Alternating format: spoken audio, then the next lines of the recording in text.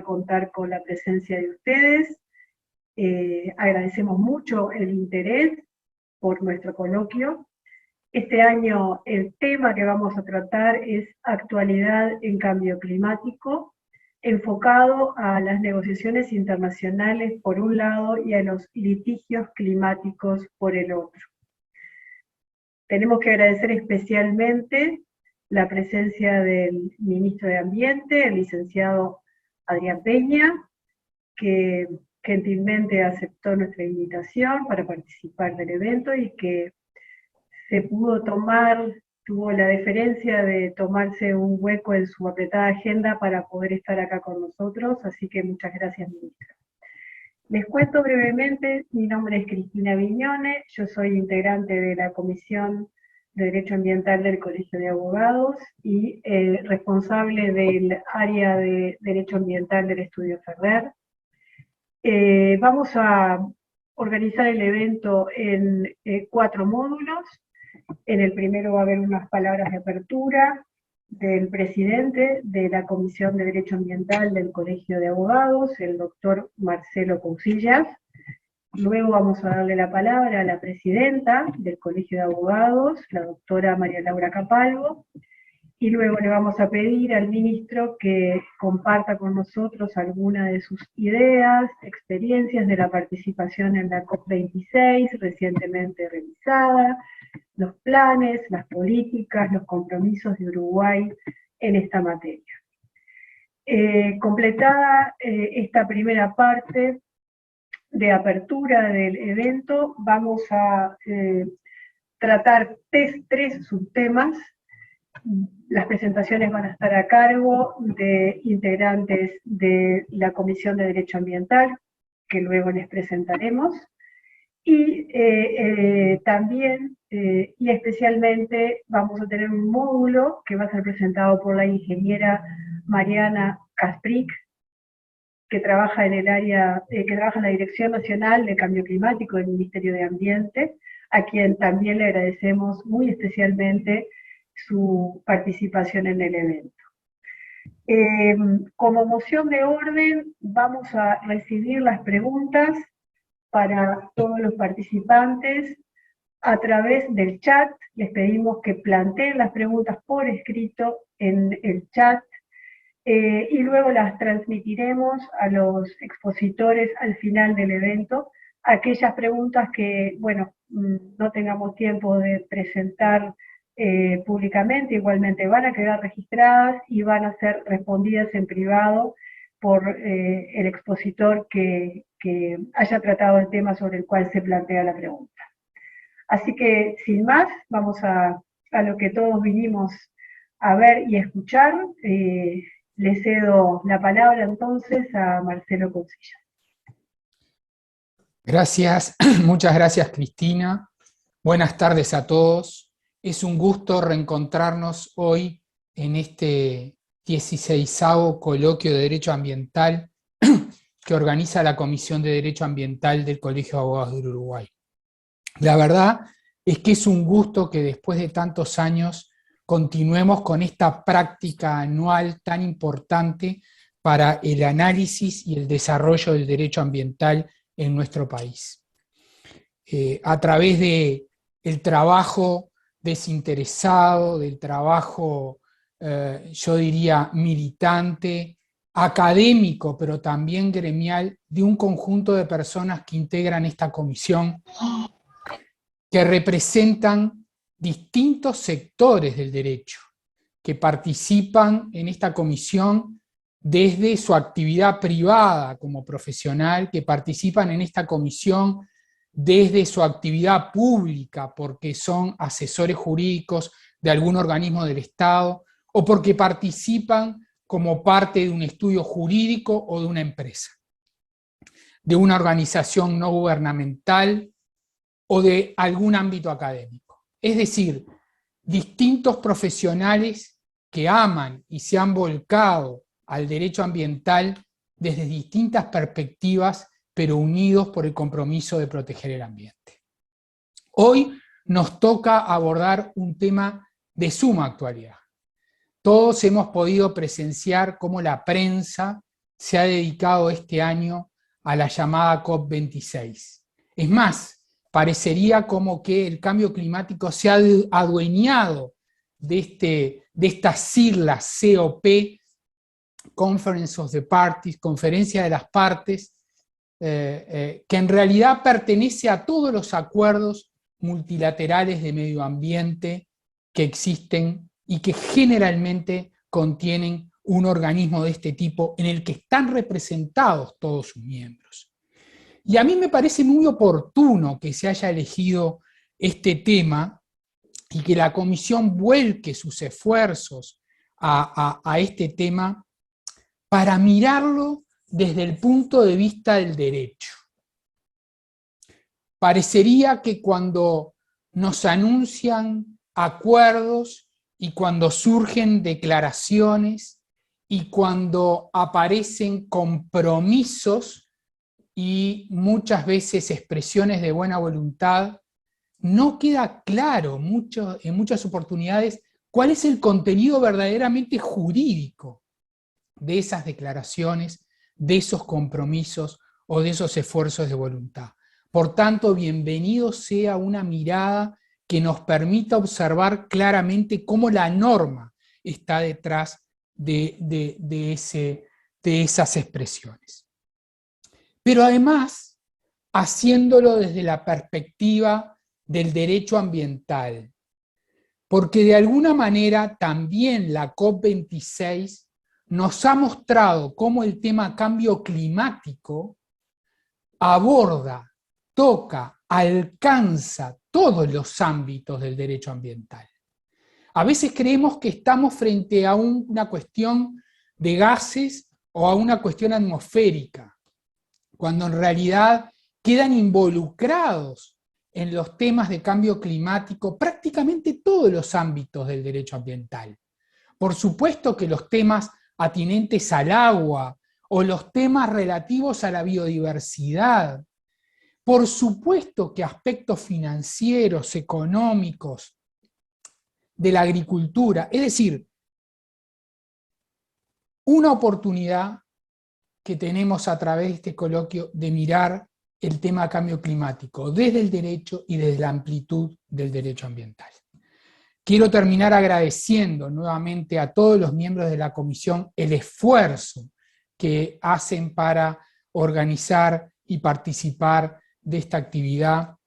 Quiero agradecer especialmente a Mariana Caprix su buena disposición, recién llegada, adaptándose nuevamente a la cotidianeidad y ofreciéndonos su tiempo para participar en esta oportunidad. Y como dijo también Cristina, agradecerle a Laura Capalvo, la presidenta del Colegio de Abogados, que hoy nos acompaña, y al señor ministro de Ambiente, a Adrián Peña, que conozco de su pasión por este tema y de su disposición a estar hoy con nosotros.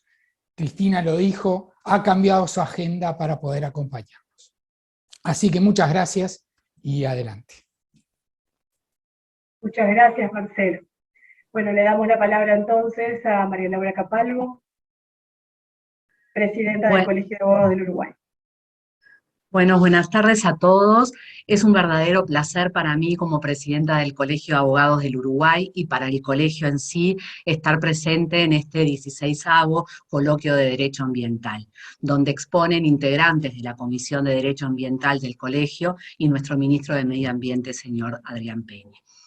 El Colegio de Abogados del Uruguay se encuentra en un momento de cambios importantes en virtud de la mudanza de su sede física.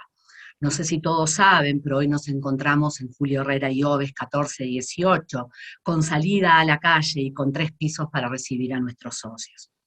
Sabido es que el Colegio de Abogados del Uruguay tiene entre sus cometidos mantener vivo el culto de la justicia, propugnar por el mejoramiento de la organización judicial y administrativa y por el respeto de los principios esenciales de la Constitución. Defender los derechos y los intereses de la profesión de abogado. Organizar los instrumentos adecuados para la más eficaz colaboración gremial y social. velar por el estricto cumplimiento de los deberes que la ética profesional impone. El gran desafío que tenemos como colegio es brindar un ámbito de contención, de resguardo efectivo, de acompañamiento a los abogados y abogadas en el ejercicio de la profesión. El Colegio de Abogados debe representar a todas las abogados y abogadas de la República ante las circunstancias que obstaculizan el normal ejercicio de su profesión, ante cualquier situación que los comprometa frente a los poderes públicos. Y allí apuntamos. Los profesionales atendemos una multiplicidad de causas y por tal motivo somos quienes podemos brindar una visión por demás objetiva sobre las fortalezas y las debilidades de la normativa, sobre el funcionamiento del Poder Judicial, ya que somos todos los que debemos responder a diario, somos nosotros los que debemos responder a diario frente a nuestros clientes por la demora en la tramitación de sus casos. Resulta indispensable que los profesionales del derecho contribuyamos a dignificar nuestra profesión. También el colegio tiene otros cometidos: propiciar el perfeccionamiento del ordenamiento jurídico, procurando dentro de lo posible el progreso de la legislación, consultando las necesidades sociales y económicas del país, la reforma de las leyes, colaborar con los poderes públicos en el estudio y preparación de las mismas, asesorar en materia jurídica a los poderes públicos y asociaciones que persigan fines de interés general, organizar ciclos de conferencia sobre temas de interés gremial y general, propiciar y organizar institutos técnicos jurídicos prestando el apoyo necesario para el cumplimiento de este cometido.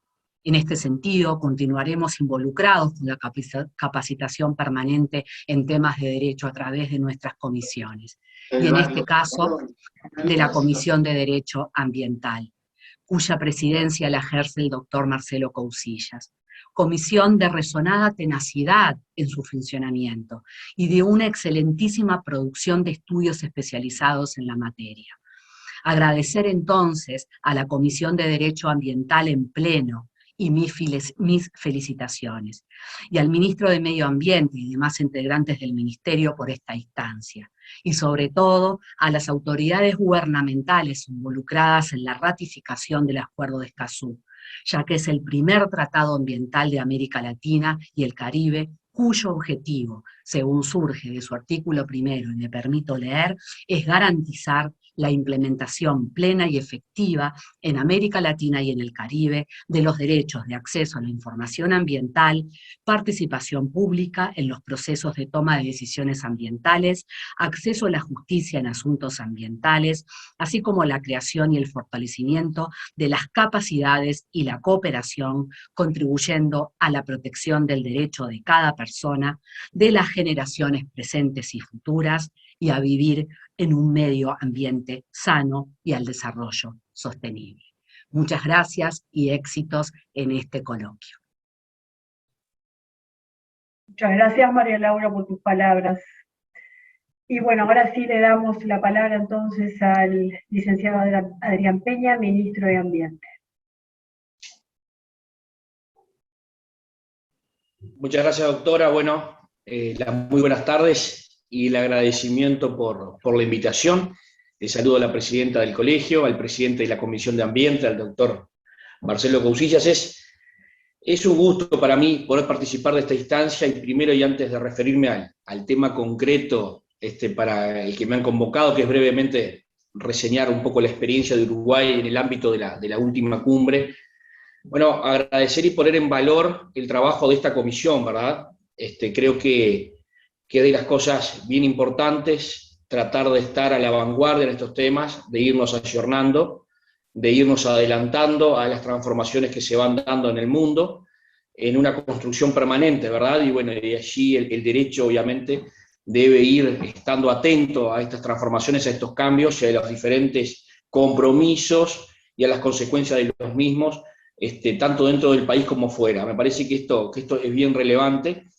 A nosotros nos parece que esto es de suma importancia. Nosotros desde el Ministerio estamos llevando adelante una serie de acciones vinculadas a ir construyendo conciencia ambiental en el país, y en una de esas actividades, que es la Red Nacional de Promotores Ambientales, hemos tratado de que un módulo de formación de estos promotores ambientales tenga que ver con el marco normativo que el país tiene, que es muy potente, que ha sido una construcción de largo tiempo, de larga data en el país, y que le da marco a todas las acciones y a toda la toma de decisiones en materia ambiental en el país. Entonces, es bien importante para un ministro de Ambiente, que en este caso es el primero, poder participar de una instancia de este tipo, y obviamente el Ministerio a la orden para seguir construyendo juntos. Rápidamente, sin aburrirlos, porque tiene la suerte de contar entre los expositores con Mariana Capriz, que estuvo los 15 días en la cumbre, que es la que realmente sabe, la que conoce, la que estuvo trabajando en la negociación, la que estuvo preparando los documentos, parte de un equipo que aprovecho su presencia para agradecer en nombre de todo el Ministerio el gran trabajo que hicieron representándonos allí en esa cumbre, que, como señalaba Marcelo, ha estado en el centro de la atención mundial, ¿no? El fin de semana leía un artículo de la BBC que señalaba que esta cumbre tuvo mayor trascendencia que la cumbre de líderes de Estado de la Asamblea de las Naciones Unidas. Es decir, esta cumbre de cambio climático tuvo una repercusión aún mayor que esa instancia. Por tanto, la oportunidad de este evento y la oportunidad de conversar sobre estos temas parece bien relevante. Y bueno, yo creo que en cuanto a la evaluación de lo que fue la cumbre, tenemos una primera evaluación que podemos hacer desde una visión más general, desde una visión de los avances que han habido en materia global. Y bueno, allí quizá algunos de los avances ya han sido más discretos, más modestos de los que pensábamos de repente en la previa, de acuerdo a las expectativas que se habían generado con respecto a esta cumbre, pero en definitiva hubo avances, ¿verdad? Y hubo avances en las líneas de aquellos temas que al Uruguay le interesaban, que tienen que ver fundamentalmente y que se centran fundamentalmente en el financiamiento para los instrumentos de adaptación que Uruguay va construyendo. Uruguay tiene sus planes, ¿verdad? Tiene un plan nacional y a su vez tiene planes de adaptación, tanto en materia agropecuaria, como presentó en la propia COP el Plan Nacional de Adaptación a Costas o el Plan Nacional de Adaptación a Ciudades e Infraestructuras, pero bueno, necesita recursos para poderlos implementar, para poderlos instrumentar. Allí nosotros estamos reclamando como país no solo el cumplimiento de los países desarrollados en todo lo que tiene que ver con mitigación y emisiones, sino también y fundamentalmente el compromiso de los países desarrollados con brindar los recursos necesarios para que los países en desarrollo, los grandes afectados por estos temas, tengamos posibilidades. Y bueno, si bien aquí no hubo, digamos, decisiones concretas, sí quedaron establecidas una serie de mecanismos y una hoja de ruta para avanzar de aquí al año 24 en el incremento de estos recursos, de este financiamiento que el Uruguay reclama.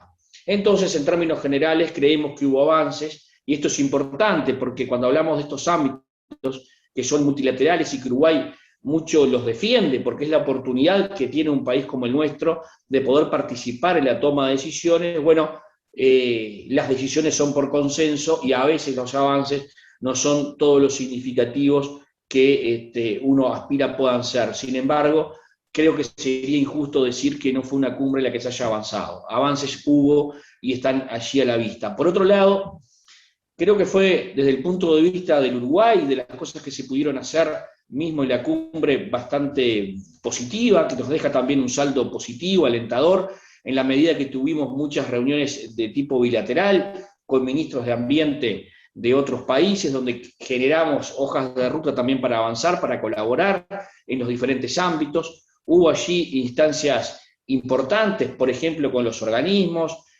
Tuvimos una reunión con el CEO del GEF, tuvimos otra reunión con el principal del Fondo Verde. En fin, la oportunidad, ¿verdad?, de poder manifestar nuestras inquietudes, de poner sobre la mesa nuestras inquietudes, nuestras recomendaciones, nuestros puntos de vista, eso lo tuvimos, creo que fue importante para el Uruguay. Pero también creo que comenzamos a tratar de posicionar al Uruguay como lo que entendemos es un país básicamente productor de alimentos, pero responsable en su producción, que cumple con sus compromisos en materia de mitigación, que cumple con sus compromisos en base a los acuerdos y a los ya asumidos, que va en línea a cumplir con esos acuerdos.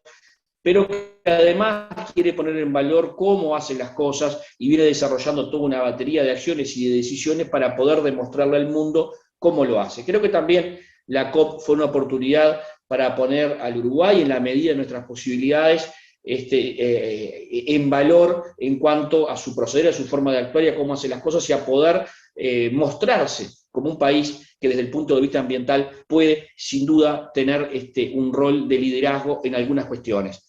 En ese marco, también fue en esta cumbre que logramos un acuerdo con los ministros de Ambiente del Mercosur, ¿verdad?, en la generación de un grupo base de negociación en los temas de cambio climático. Hasta ahora, Uruguay venía trabajando estos temas en alianza básicamente con Argentina y Brasil, en lo que se conoce como ABU, que era el grupo de negociación, pero bueno, en esta cumbre se suma Paraguay y en realidad es una iniciativa que no se circunscribe a los países del Mercosur, sino que pretende ser la base a la que se sumen otros países que tengan las características del nuestro, países productores de alimentos, países con los mismos desafíos, con las mismas amenazas, ¿verdad? Y también, ¿por qué no?, con oportunidades, porque allí creo que aparece esto en el horizonte, la oportunidad del Uruguay de distinguirse entre los países, de distinguirse como un país que hace las cosas de un modo diferente, y creo que esa oportunidad del Uruguay la debe aprovechar porque tiene las condiciones para hacerlo. Seguramente Mariana les comente algunos de los acuerdos o algunas de las alianzas o algunas de las promesas a las que el Uruguay se sumó. Las más resonantes fueron las que tienen que ver con la protección de los bosques y la lucha contra la deforestación, algo que no es novedad porque va en la línea de lo que el Uruguay ya viene haciendo desde hace mucho tiempo, pero también Uruguay se sumó a la promesa de reducción de metano, ¿verdad?, en un 30% al año 2030. Eso es una reducción que aspira a hacer una reducción global, no compromete al Uruguay específicamente en una reducción puntual. Uruguay va a colaborar con esa reducción, no obviamente en el 30%, porque la mayoría de las emisiones responden a emisiones producidas por el gas natural, cosa que Uruguay no tiene. Entonces sus reducciones serán en la medida de las posibilidades, dado que estas emisiones de metano en nuestro país son producidas precisamente, básicamente por la cadena agroindustrial, pero bueno, esto tiene centro fundamentalmente en los grandes emisores y, como decía, fundamentalmente en los países que son emisores precisamente a causa del gas natural o de los hidrocarburos. Pero bueno, ahí nosotros vemos una oportunidad de ser parte, ¿verdad?, de esta promesa y de generar puesta en valor de nuestro sistema productivo. No se centra, obviamente, nuestra apuesta en el metano, sino que se centra fundamentalmente en demostrar que el Uruguay tiene un sistema productivo amigable con su medio ambiente, que esto pueda ser validado y que esto genere un valor adicional, un valor ambiental de nuestra producción. Entonces creo que este ámbito que fue realmente interesante, allí la oportunidad de la reunión con John Kerry, el enviado para el cambio climático de Estados Unidos, para hablar de estos temas y para lograr, por ejemplo, una línea de trabajo. Comienza la semana que viene la Embajada de los Estados Unidos en una reunión con técnicos de nuestro país y con técnicos de la Embajada para lograr cooperación y apoyo científico y técnico en esta línea que el Uruguay viene impulsando. Y por último, creo que esta COP26, si bien tuvo la trascendencia global que recién comentábamos, también tuvo una relevancia hacia lo interno, ¿verdad?, hacia la comunicación, la difusión y el tratamiento del tema a nivel local. Y eso también nos parece muy importante. Uno de los grandes desafíos es poner en la agenda no solo de los gobiernos, en este caso del gobierno nacional, sino también de los gobiernos departamentales y también de los actores privados, el tema vinculado al cambio climático. Hace un año leí una encuesta en América Latina que decía que más del 75% de los empresarios, de los decisores privados de América Latina conocen, saben, ¿verdad?, y tienen cabal conocimiento sobre la problemática del cambio climático. Más de la mitad de esos empresarios son afectados por problemas de cambio climático, pero solo el 25% incorpora esta dimensión en la toma de decisiones. Entonces, la COP también fue una oportunidad para que estos temas comiencen a hablarse en el común de la ciudadanía, para que comencemos a bajar los conceptos. A nosotros, desde el Ministerio, nos interesa mucho que los temas y que los términos, que son a veces un poco demasiado técnicos, demasiado duros, porque es como se manejan obviamente a nivel internacional, se puedan trasladar en claros conceptos de cómo estos temas vinculados al cambio climático tienen una conexión directa con la vida de las personas y sobre todo con la vida de un país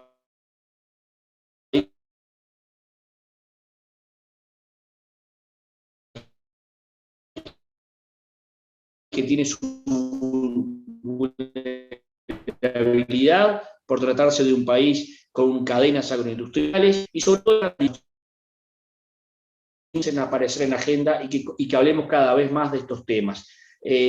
A través de los medios de prensa, pero también a través de diferentes instancias que se vienen repitiendo en ámbitos universitarios, en diferentes charlas, en diferentes seminarios, en coloquios como este, tenemos la oportunidad de poner el tema en valor y eso es también muy relevante. Así que bueno, para el Ministerio de Ambiente es muy importante este tipo de actividades. Para el Ministerio de Ambiente, hoy mismo estuvimos hablando de muchos de estos temas y cómo esto que está en permanente dinamismo, en permanente construcción, ¿verdad?, genera, ¿verdad?, determinadas decisiones o tomar determinados recaudos o ir advirtiendo determinadas cuestiones que por ahí no teníamos en cuenta hace unos años. Entonces, me parece que el estar alerta a estas transformaciones, el estar atentos a estas transformaciones es bien importante y cómo desde todos los ámbitos, y ni que hablar desde el ámbito legal, nos vamos ajustando a estas cosas. Marcelo ni lo sabe todavía, pero hoy temprano, en una reunión justamente con parte del equipo de cambio climático, me solicitaron hacerles unas consultas para trabajar desde el Ministerio en lo que podría ser algunos ajustes en algún marco legal, en algunos temas que tienen que ver con cambio climático. Bueno, esto es así de dinámico, esto viene así de rápido, y por eso me parece que estas jornadas aportan y aportan muchísimo en esa construcción. Así que, de mi parte, agradecerles la invitación y quedar a la orden para los que necesiten y desearles, por cierto, una muy buena jornada de trabajo hoy. Muchas gracias, ministro, por compartir sus reflexiones sobre la experiencia en la COP26 y los planes de Uruguay en esta materia que son muy prometedores y que como integrantes de la Comisión de Derecho Ambiental del Colegio nos dan la sensación de que el tema está arriba de la mesa y que se va a progresar y que Uruguay está comprometido con esto. Bueno, ahora, si les parece, todavía en tiempo, venimos cumpliendo bien, vamos a dar paso a el primer bloque de el coloquio a cargo de 3 integrantes de la Comisión de Derecho Ambiental del Colegio de Abogados, que son Eloísa Ponce de León, Natalia Brancati y Gonzalo Iglesias. Ellos nos van a hablar del marco jurídico nacional e internacional del cambio climático, pero previo a eso nos van a hacer un marco conceptual del concepto del cambio climático y algo también de su surgimiento y evolución histórica. Les presento brevemente a los 3. Eloísa es coordinadora en Uruguay del Movimiento Internacional de Moda Sostenible Fashion Revolution y es docente de la materia Moda y Sustentabilidad en la carrera Gestión de Empresas de la Universidad de Montevideo. Natalia es asesora jurídica legal y contenciosa de Antel, es especialista en Derecho Ambiental de la UDELAR, de la Universidad de Montevideo y el IMED, y está cursando actualmente la maestría en Educación Ambiental de la UDELAR y el IMED. Y finalmente Gonzalo es integrante del Departamento de Derecho Ambiental del estudio Buyer y Regules y magíster en Derecho Ambiental y Energía por la Universidad de Georgetown University Law Center. Así que bueno, le paso la palabra a mis colegas y compañeros de la comisión, que van además a desplegar una presentación para facilitar la exposición. Bueno, muchas gracias, Cristina. Es un gusto, buenas tardes a todos, es un gusto realmente estar en este coloquio. Voy a pasar a compartir la presentación. A ver, un segundo, por favor, que pensé que... Ahí está.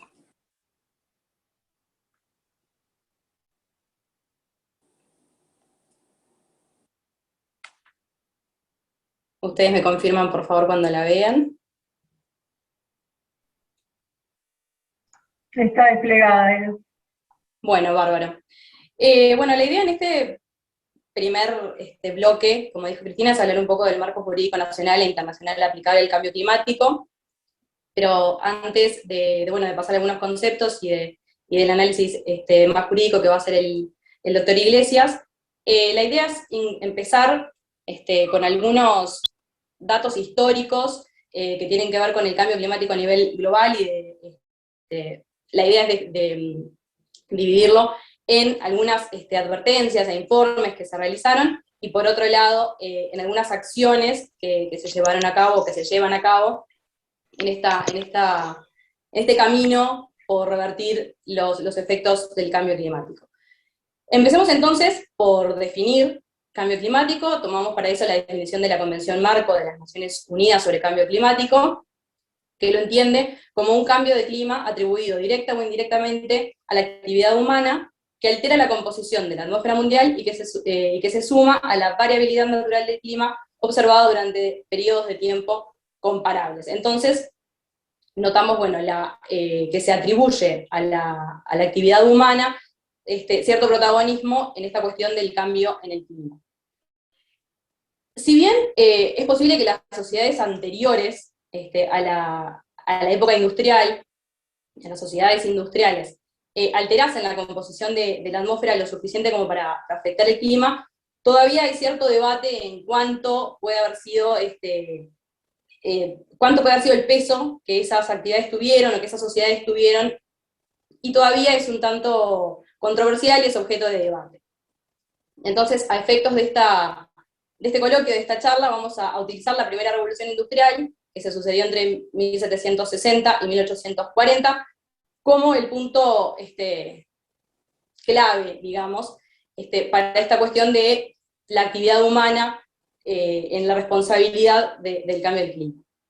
Esta primera revolución industrial, esta serie de eventos que conforman la primera revolución industrial, remodelaron las sociedades y transformaron la relación entre los humanos y el clima terrestre.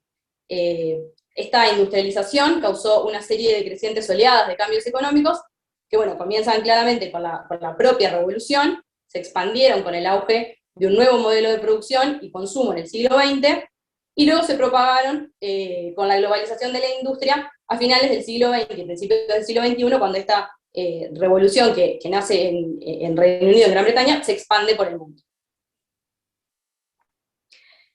Esta nueva sociedad industrial impulsó de manera como nunca antes la extracción de fósiles, de combustibles fósiles, ¿verdad? La calefacción, la fabricación, el transporte de productos dependieron en gran cantidad del carbón, sobre todo en épocas de construcción de las vías férreas, el metro. Y a pesar de que tuvo críticas en su momento, la nueva sociedad estaba consiguiendo nuevos beneficios, nuevos privilegios, nuevas comodidades, que ante los ojos de la mayoría de las personas de la sociedad parecían sumamente beneficiosas. Entonces lograron acallar esas críticas pensando en que, bueno, que estábamos ante el progreso, ante el motor del progreso, y valió más por lo que siguió adelante y se siguió desarrollando este nuevo sistema y esta nueva sociedad industrial. Como decíamos, la industrialización generalizó e intensificó el empleo de combustibles fósiles a un ritmo realmente exponencial. Ahí yo agrego un dato de que en 1815 el consumo per cápita de carbón en Gran Bretaña era 50 veces superior al francés y más de 30 veces al alemán. Y bueno, además del carbón y el petróleo, se suma también el gas natural, que también comenzó a ser utilizado, y el incremento exponencial del uso de estos combustibles hizo que esta nueva sociedad industrial tuviera a su disposición una cantidad de energía que nunca antes en la historia ninguna sociedad había tenido. Entonces esto se sumaba a los avances que nombrábamos recién, a las comodidades y los beneficios, y bueno, fue creciendo hasta lo que hoy en día es el sistema de producción y consumo. Como dije, hice una muy breve descripción porque claramente la historia del cambio climático implica muchos hechos históricos y muchos informes, diferentes análisis y descubrimientos, pero bueno, hay algunos en esta línea histórica que quise destacar.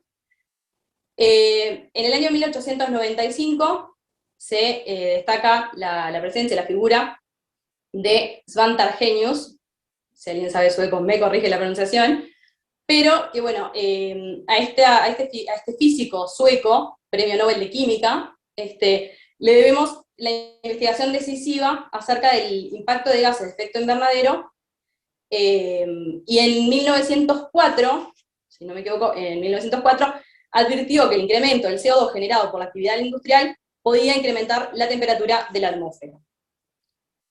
Continuando en esta línea histórica, en el año 1938, el ingeniero inglés Guy Stewart Callendar atribuyó el calentamiento al incremento de los niveles de CO2 atmosférico.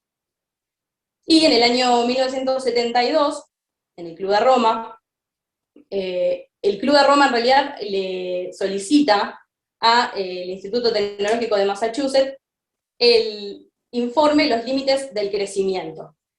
Este informe fue revisado 40 años después por, quiero decirles bien el nombre, perdonen, el Instituto de Sociedad Sustentable de la Universidad de Melbourne, y demostró que todas las proyecciones que realizaba este informe, analizado 40 años después, eran precisas y muy claras. En tanto, en el año 2006, el informe Stern es un informe que se le solicita por el gobierno de Reino Unido al economista Nicholas Stern, y tiene como característica principal el hecho de que es el primer informe que no se le solicita a un grupo científico o a climatólogos, sino que se le solicita a un economista.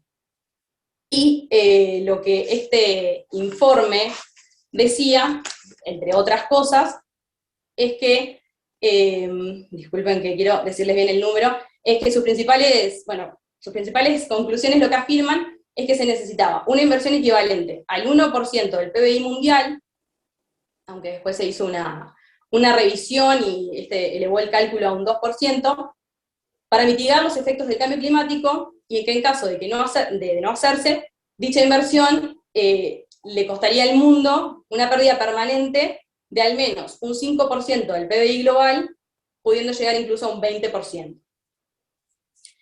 Y siguiendo esta línea de informes y mensajes que se dan desde fuera de la ciencia, están los mensajes religiosos que se dieron en 2015, que me pareció interesante también colocarlos en esta línea de tiempo como un llamado que se hace ya, como decía, desde fuera de la ciencia, desde fuera de los gobiernos, si se quiere. Bueno, en el caso del Vaticano podemos discutirlo, pero se lanzaron 3 mensajes desde los principales líderes religiosos, que es en abril la Declaración Islámica sobre el Cambio Climático Global, en mayo Laudato Si del Papa Francisco, la encíclica, y en agosto la Carta Rabínica sobre Crisis Climática. Algunas de las cosas que se dicen como en una sola frase, este mensaje de la Declaración Islámica sobre el Cambio Climático Global, que dice que este ritmo de cambio climático no puede ser sostenible, ya que el delicado equilibrio en nuestra Tierra puede ser rápidamente perdido. Por su parte, la encíclica Laudato Si del Papa Francisco llama a proteger una tierra maltratada que se lamenta, mientras que en agosto de 2015 este grupo de rabinos de varios países, de los principales referentes de rabinos del mundo, ahí está, dicen que existe una crisis ambiental agravada por la extracción de combustibles fósiles que calienta nuestro planeta. Siguiendo entonces, ya metiéndonos en lo que es la acción por el cambio climático, aquí también claramente son algunos de los principales hechos históricos. Tenemos en 1988 la creación del panel intergubernamental del cambio climático, conocido por sus siglas en inglés como el IPCC, que se establece por iniciativa de la Organización Meteorológica Mundial y el Programa de las Naciones Unidas para el Medio Ambiente. Y se creó con el fin de facilitar evaluaciones integrales del estado de los conocimientos científicos, técnicos y socioeconómicos sobre cambio climático. El IPCC, junto con el ex vicepresidente de los Estados Unidos, Al Gore, recibieron el Premio Nobel de la Paz por su labor en materia de cambio climático, y en el primer informe se afirmaba que el calentamiento atmosférico de la Tierra era real, y que se pedía a la comunidad internacional que tomara cartas en el asunto para evitarlo. El 9 de agosto, si no me equivoco, pero es en agosto seguro, del 2021, se realizó un nuevo informe, que está disponible claramente en internet y que los invito a leerlo. En el año 1992, entonces, con este impulso del primer informe que se realizó en 1990 del IPCC, las conclusiones alentaron a los gobiernos a aprobar la Convención Marco de las Naciones Unidas sobre Cambio Climático, y en comparación con lo que suele ocurrir con otras negociaciones y con otros acuerdos internacionales, salió bastante rápido, la negociación fue bastante rápida, y la convención estaba lista para ser firmada en la Conferencia de las Naciones Unidas sobre el Medio Ambiente y Desarrollo, que se celebró en el año 92 en Río de Janeiro, que fue conocida como la Cumbre de la Tierra. Eloísa, te están Sí. quedando 30 segundos, disculpame. Bueno, me apuro entonces. Es la última pantalla, así que me apuro. Traté de hablar rápido y ser concisa, disculpen. Bueno, en 1995 el IPCC confirma la causa antropogénica del cambio climático. En 1995 la primera cumbre del clima en Berlín. Ya el doctor Iglesias va a hablar de estas dos que colocaba aquí, del 97 y del 2015, Kioto y París.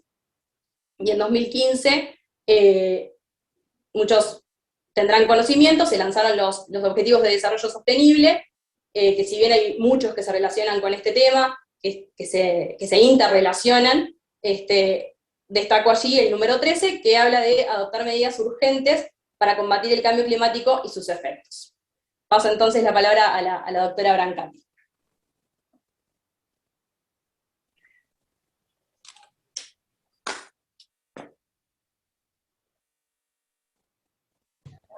Ahí va, ¿ahí tengo audio? Sí, ahora sí. Perfecto. Bueno, muy buenas tardes a todos, un gusto, un placer y fundamentalmente agradecimiento a todas las personas que están escuchando del otro lado, porque se trata de eso, ¿no? De participación. En este mapamundo voy a comenzar haciendo referencia a palabras que aparecen en esta nube, ¿no? Y que no sé si se distinguen, pero refieren a cambio global, cambio climático, variabilidad climática, vulnerabilidad, exposición, peligro, riesgo, impactos, resiliencia, adaptación, mitigación y gobernanza climática. Todas estas palabras eran un poco como decía el doctor Cousillas y también el señor ministro, dan de alguna manera conceptos, y no quiere decir que no estemos enamorados plenamente del derecho ambiental, sino que hay que también recurrir a otras ramas para entender que, y fundamentalmente a la ciencia, cuando hablamos de cambio global, de cambio climático, de variabilidad climática, tenemos que adoptar conceptos que son acotados, pero que después los vemos reflejados muy claramente en las normas para poder gestionar, aplicar y supervisar las políticas. Lo vemos claramente en los procesos, tenemos que medir, evaluar y practicar, y para eso necesitamos tener en cuenta de qué estamos hablando cuando hablamos de tiempo, de clima, de variabilidad climática. No voy a entrar en cada concepto detallado, sí lo voy a dejar a disposición por un tema de tiempo, pero sí me interesa de repente hacer referencia a lo que tiene que ver con que el cambio global es parte de... El cambio climático es una consecuencia del cambio global, el cambio climático veíamos que estaba de alguna manera definido en el Convenio Marco de Naciones Unidas, que después el doctor Iglesias va a destacar, pero se define como el cambio de clima atribuido directa o indirectamente a la actividad humana que altera la composición de la atmósfera global y que se suma a la variabilidad natural del clima observada durante periodos de tiempo comparables. Y esto es importante porque, de alguna manera, el Acuerdo de París recoge después que tenemos que mencionar la importancia de contemplar los derechos humanos en este tipo de variaciones. Por eso era importante lo del mapa conceptual, porque abarcamos con la variabilidad climática no solamente lo que tiene que ver con las fluctuaciones del clima, sino también lo que tiene que ver con las variables que se desencadenan interna y externamente en los sistemas también antropocéntricos, antropogénicos. El calentamiento global produce un riesgo, ese riesgo que también es estudiado y diferenciado con lo que tiene que ver con el peligro a un desenlace incierto o a interacciones de la vulnerabilidad que puede estar afectando a las personas, van a determinar esas vulnerabilidades que sean multidimensionales. Y ahí es importante todo lo que tiene que ver con los riesgos que podemos ver diferenciados en las desigualdades no solo económicas, sociales, culturales, políticas, en lo que tiene que ver con las condiciones étnicas de las personas, con la discapacidad, esa vulnerabilidad que tenemos los seres humanos para adaptarnos. Nos van a hablar de adaptación y mitigación, y después los vamos a recoger en todo lo que tiene que ver con los programas, con las cumbres marco, con todo lo que tiene que ver con la gobernanza y la participación. ¿Y por qué? Porque implica las oportunidades que tenemos como seres humanos para desplegarnos y desplegar habilidades de adaptación y mitigación ante el cambio climático. Y ahí es importante bajar a tierra un poco de qué estamos hablando cuando hablamos de participación y gobernanza. Hay un enfoque de género, hay un enfoque de derechos humanos que podemos apreciar claramente en el Acuerdo de París. El cambio climático es un problema de toda la humanidad y nos atañe a todos. Adoptar medidas para hacer frente los estados, partes, y no solamente, porque tienen que respetar y promover y tener en cuenta obligaciones relativas a todos los derechos humanos. Y ahí es donde tanto el derecho ambiental como todos los que estamos involucrados mediante la participación, debemos tratar de lograr una igualdad, ¿verdad? Un empoderamiento. Y para eso es necesario empoderar a la mujer, empoderar aquellas poblaciones que son indígenas, que no lo vemos tanto de repente en un país como el nuestro, pero sí lo vemos en Latinoamérica. Por eso, cuando hablamos de derechos humanos y equidad, es importante, Uruguay ha sido vanguardia, ¿no? Aprobando el Acuerdo de Escazú por la ley 19.773, como lo decía la señora presidenta del Colegio de Abogados, el acuerdo implica el acceso a la información, participación pública, justicia, acceso a la justicia en asuntos ambientales en América Latina y el Caribe. Esa participación era un poco la que veíamos también en una política de Estado reflejada en el Ministerio, como lo mencionaba al principio el ministro, en el grupo de promotores ambientales, se vio claramente que hay un enfoque de educación ambiental, pero también el marco jurídico, ¿no? El marco jurídico muy claro, y hablábamos de cambio climático, ¿no? Por último, me quiero referir a una serie de recomendaciones que tienen que ver con no perder de vista el artículo 1 del literal F de la ley 17.283, porque declara de interés general el artículo 47 de la Constitución, y en el F, en el literal F, habla de la cooperación ambiental regional e internacional, y la participación en la solución de los problemas ambientales y globales. No perder de vista también los principios de derecho ambiental que rigen todo este tema tan local y tan mundial que es el cambio climático.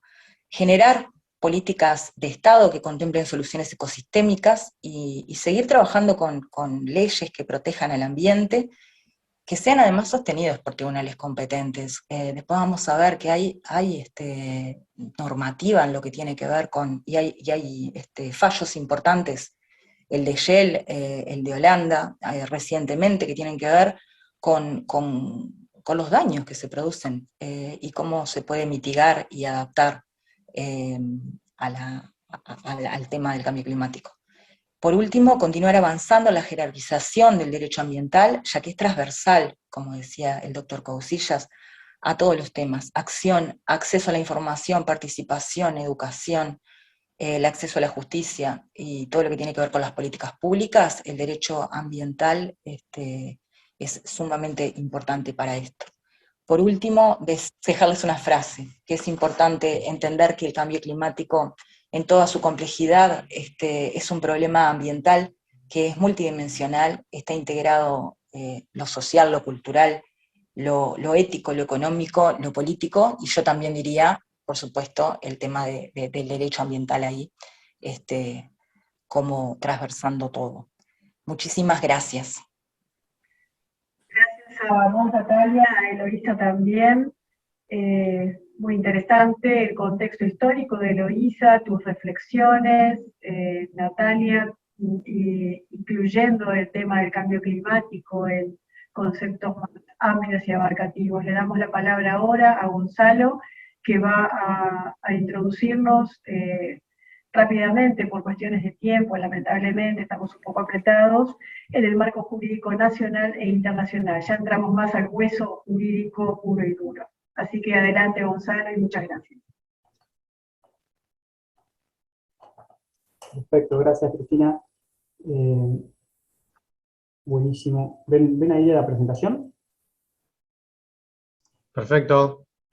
Buenísimo. Bueno, la enorme responsabilidad de acotarme con el tiempo, pero la verdad que me lo han hecho muy fácil Eloísa y Natalia por la presentación, que la verdad que han adelantado un poco los conceptos, y yo simplemente voy a poner un poco el número a esto, que quiere decir un poco el marco jurídico, las normas, las leyes, los decretos que un poco dan pie a la siguiente presentación, que creo que todos estamos ansiosos de escuchar también a Mariana con un poco las novedades de la COP26. A ver, un poco cómo nacen estos temas del cambio climático, ¿no? Y si tengo que hacer un breve resumen del marco normativo internacional y nacional sobre el tema, claramente, como mencionaban mis colegas, obviamente tenemos que partir de la base de la Convención Marco de las Naciones Unidas sobre el Cambio Climático en el 92. Convención que fue aprobada en uno de los hitos más importantes del derecho ambiental, ¿no? En el marco de Río del 92, de la Conferencia de las Naciones Unidas sobre el Medio Ambiente y el Desarrollo, donde empiezan a nacer también otras convenciones, como el CDB, el Convenio de Diversidad Biológica, y claramente una declaración de Río icónica para el desarrollo del derecho ambiental. ¿Cómo nace? ¿Qué objetivo tiene, ¿no? Esta Convención Marco de las Naciones Unidas, y un poco también ya lo adelantaban mis compañeras, tiene justamente tratar de detener los efectos de las interferencias, menciona la Convención, antropógenas peligrosas en el sistema climático, y empiezan a haber ciertos principios importantes que dan pie también al marco normativo sobre el tema, ¿no? El tema de las responsabilidades comunes pero diferenciadas, que después vamos a ver que en lo que tiene que ver el protocolo de Kioto y incluso también reconocido en el Acuerdo de París, que empiezan a distinguir y empiezan a reconocer que, bueno, los países desarrollados tienen un compromiso quizás mayor, y le sacaría el quizás, porque incluso la propia convención divide entre un anexo entre países desarrollados y en transición, justamente para bajar a tierra los compromisos y los objetivos de cumplir todos estos efectos del cambio climático.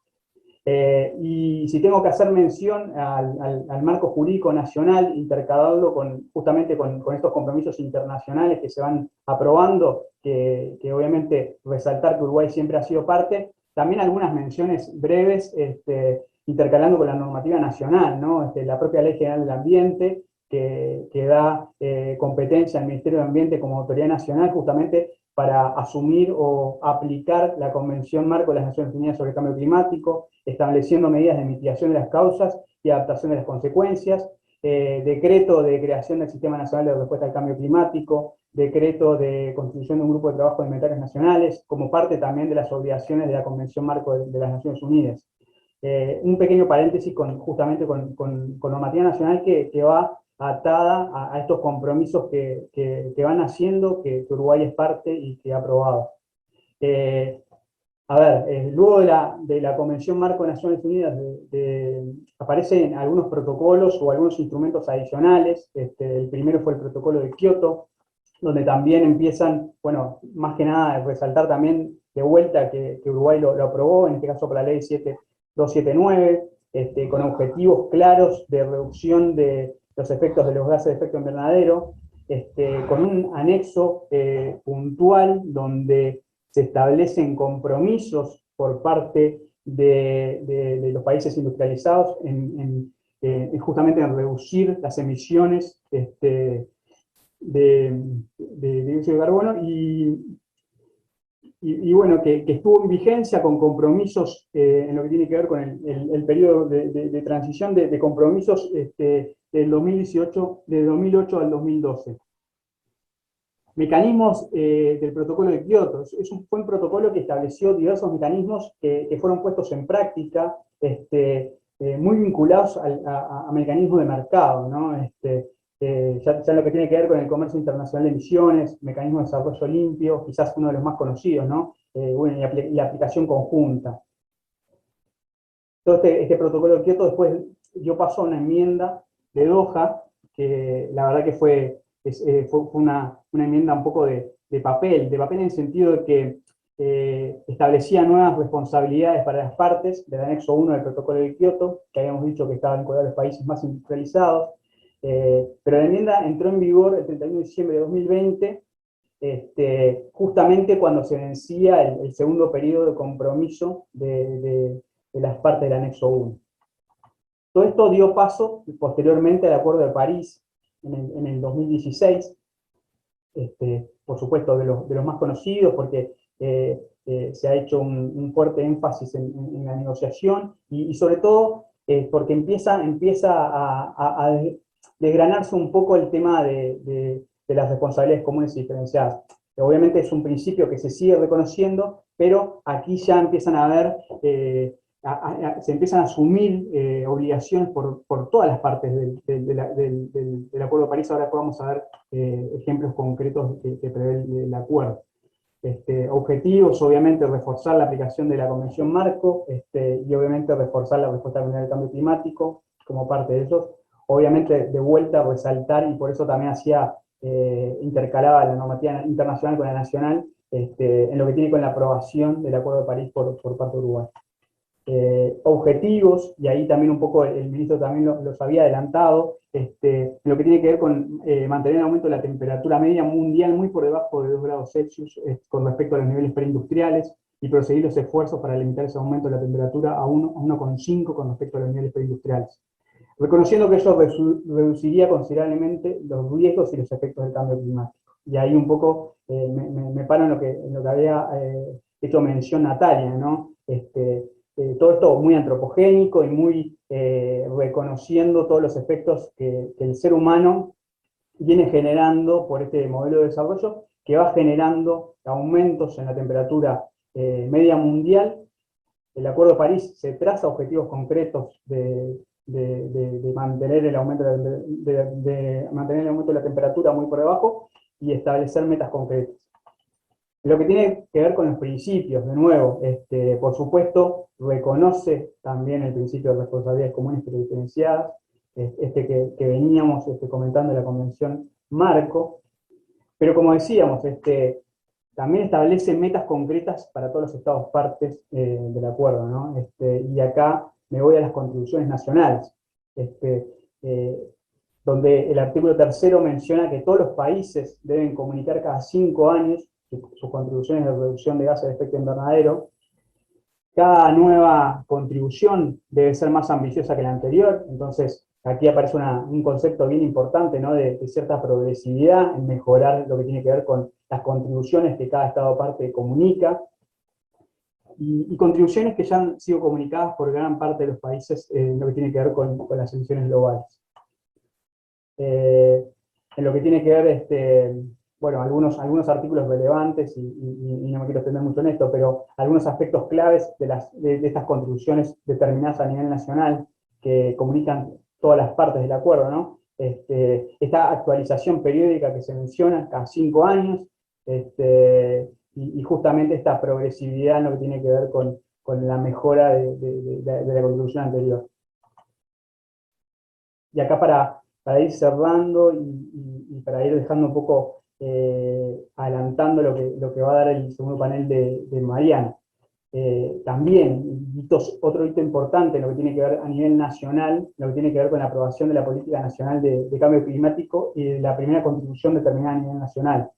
Veníamos mencionando herramientas concretas que el Acuerdo de París establece en lo que tiene que ver con los estados partes, la comunicación de la contribución determinada a nivel nacional.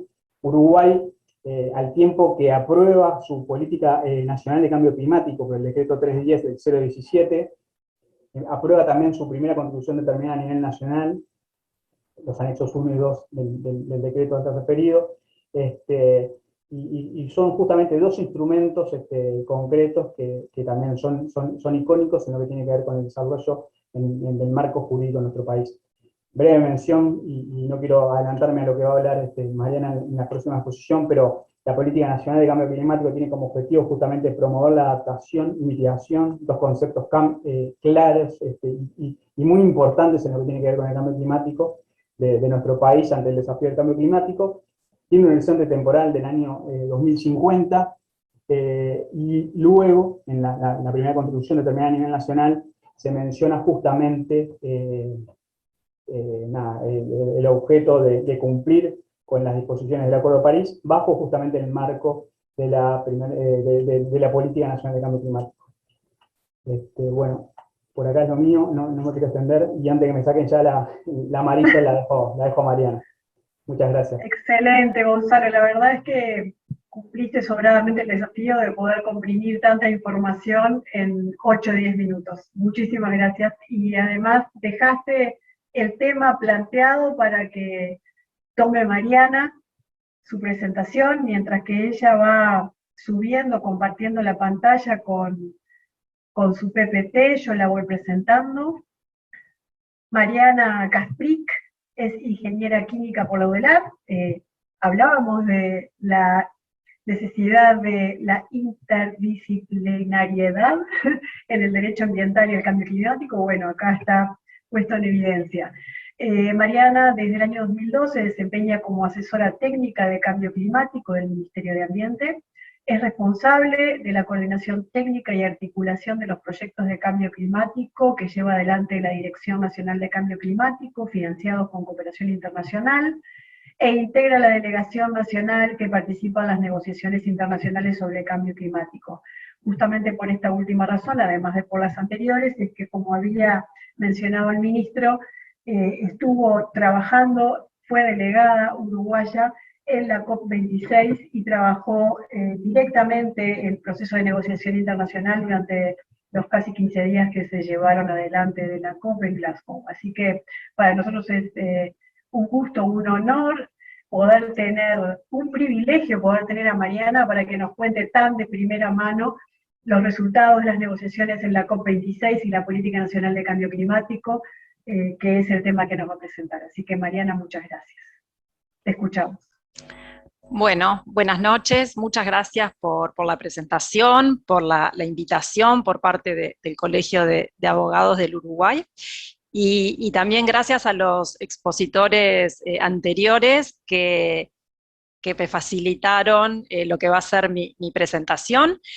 Van a ver que me voy a centrar en los aspectos de la negociación, así que parte del título que decía mi presentación quizá vaya a quedar para otra oportunidad.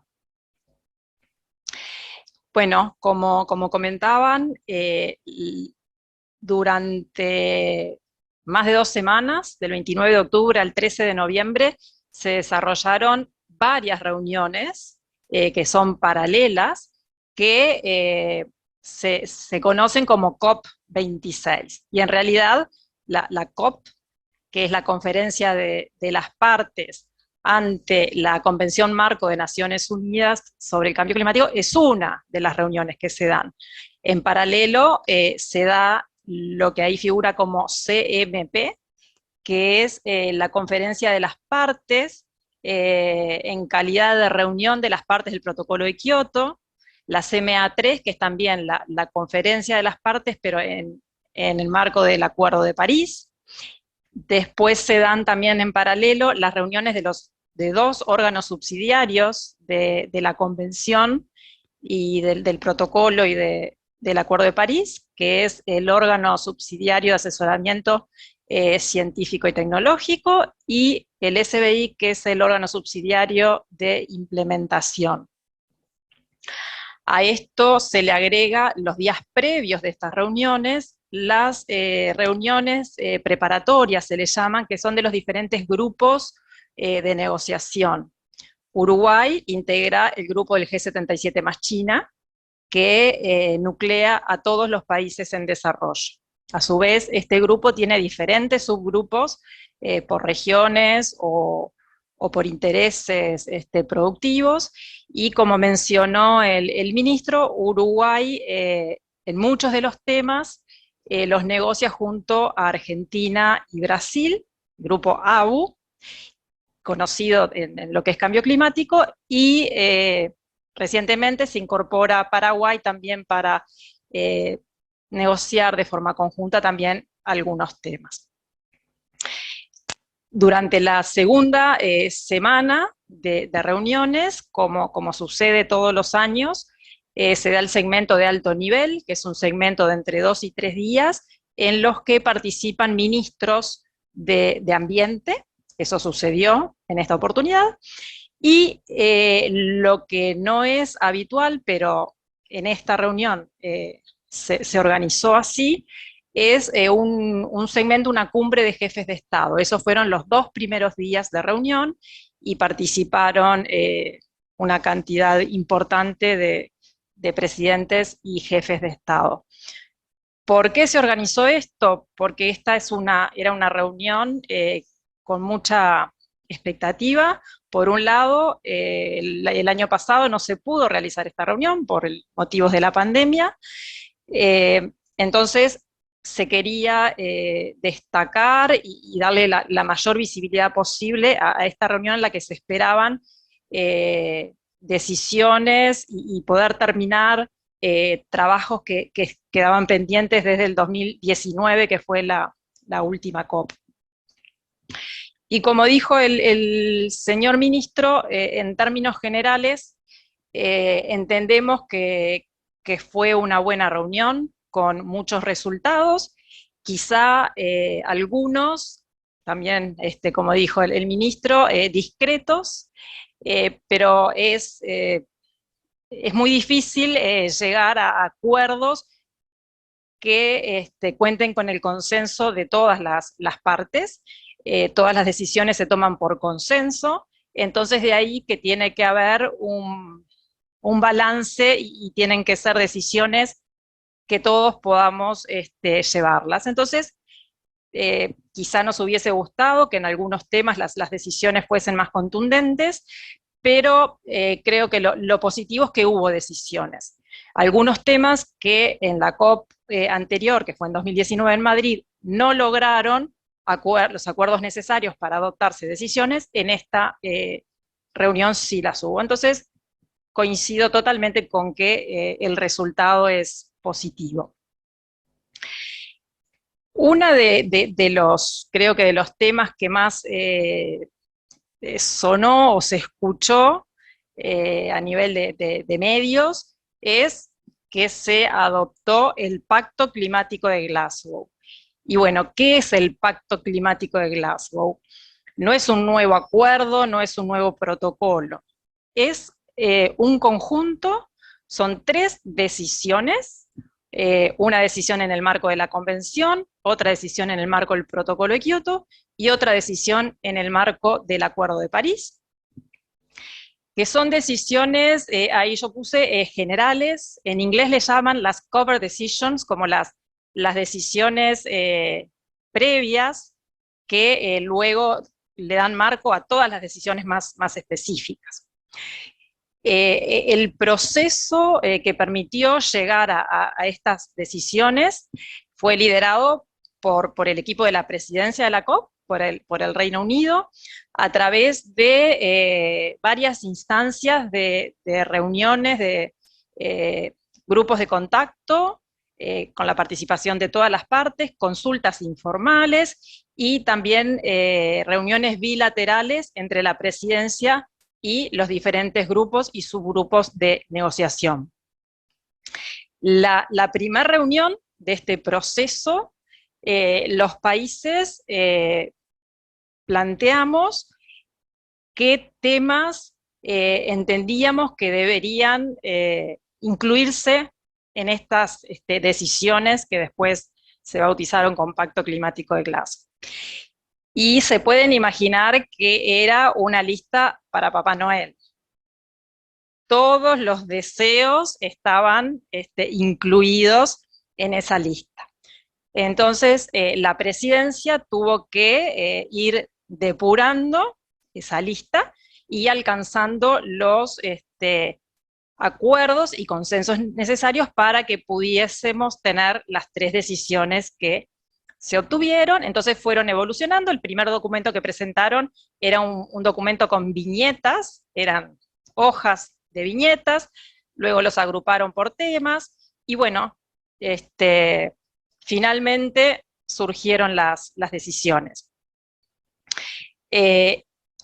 La decisión en el marco del Protocolo de Kioto es muy breve, porque como comentó Gonzalo, el Protocolo de Kioto entró, la enmienda del Protocolo de Kioto entró en vigor el 31 de diciembre del 2020, y día en que terminó el segundo periodo de compromiso del Protocolo de Kioto, es decir que no se espera actividad en el marco del Protocolo de Kioto. Entonces es una decisión muy procedimental.